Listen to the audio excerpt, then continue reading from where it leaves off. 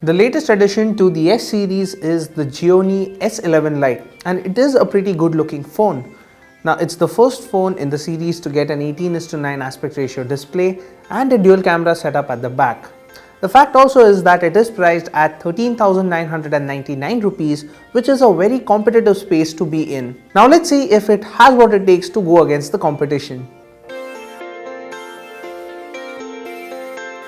The shiny back on the Gionee S11 Lite was the first thing to grab our attention.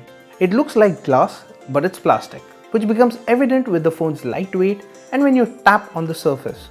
The back is also a fingerprint magnet and will need you to wipe it constantly for a glossy look. Even the frame feels plasticky, and we weren't impressed with the button layout. Seriously, now which one is the power button and which ones are for volume? The placement is a little higher than usual as well, making the buttons a little harder to reach. There's no USB Type-C port, so you'll have to make do with micro USB, which really isn't a negative. And yes, there's a 3.5mm jack as well. Overall, the device is tall and narrow, making it comfortable to hold in the hand.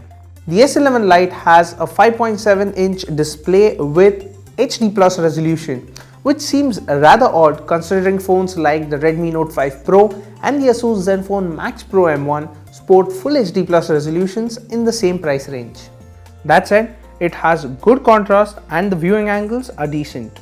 The display gets bright enough to be viewable outdoors, though it was a little reflective. Powering the S11 Lite is a Snapdragon 430 processor clocked at 1.4 GHz. It is the same processor powering last year's Moto G5, which makes it quite dated to be honest. It works well when you make it do basic tasks, but heavy apps or games will result in longer load times. It has 4 GB of RAM and 32 GB of internal storage that can be expanded, but at the cost of the second SIM slot, since the S11 Lite only has a hybrid SIM tray. It supports 4G and VoLTE on both SIM slots, but only one can access 4G network at a time, while the other is restricted to 3G network. In terms of software, the S11 Lite runs on Android 7.1 Nougat with its custom Amigo 5.0 UI on top. There's also a Smart Assistant tab in the settings menu that gives you the option to enable motion gestures to interact with the phone. We played Clash Royale and Asphalt 8, and while the former did not have any issues, Asphalt 8 did take longer to load. We also observed heavier than usual drain on the phone's 3030 mAh battery while gaming, but nothing abnormal. In our usage, which consisted of emails and an active WhatsApp account, the S11 Lite was able to give us 1 day of battery use. In terms of optics, the S11 Lite has a dual camera setup consisting of a 13 megapixel primary camera and a 2 megapixel secondary sensor. At the front, it has a 16 megapixel camera for selfies and video calling. The camera app on the S11 Lite has multiple modes you can choose from. Apart from the usual photo, video modes, it has bokeh, face beauty, group selfie, pro mode, and a card mode to help you scan business cards. The phone is also slow to switch to bokeh mode, and the pro mode in the camera only gives you basic functions to play with. Daylight photos clicked from the S11 Lite were good, and you will notice a loss in detail if you zoomed in. The auto HDR mode is quick to kick in, but the output isn't right and tends to be overexposed.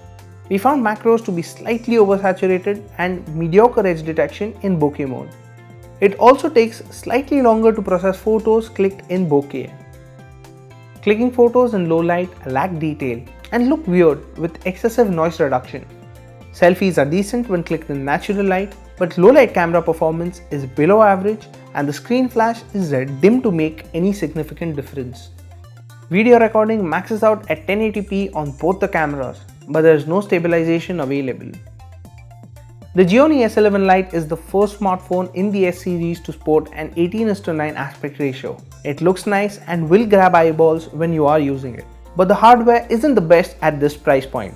Smartphones like the Redmi Note 5 and the Realme 1 get better hardware at lower prices. If you like the way the S11 Lite looks, you can go in for it, but do keep in mind that this is an offline exclusive smartphone.